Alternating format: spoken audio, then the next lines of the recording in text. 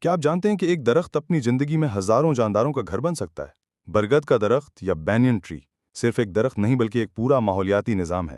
ماہرین کے مطابق ایک پرانا برگد تقریباً 2300 مختلف اقسام کے جانداروں کو پناہ اور خوراک فراہم کرتا ہے۔ اس میں بے شمار کیڑے، تتلیاں، شہد کی مکھیاں، بھنورے اور چونٹیاں اور دیگر حشرات شامل ہیں جو اس کے پھولوں اور پتوں سے خوراک حاصل کرتے ہیں۔ اس کے علاوہ فنگس اور خورد بینی جاندار اس کے تنے اور جڑوں پر نشو و نما پاتے ہیں جو مٹی کی زرخیزی بڑھانے میں مدد کرتے ہیں۔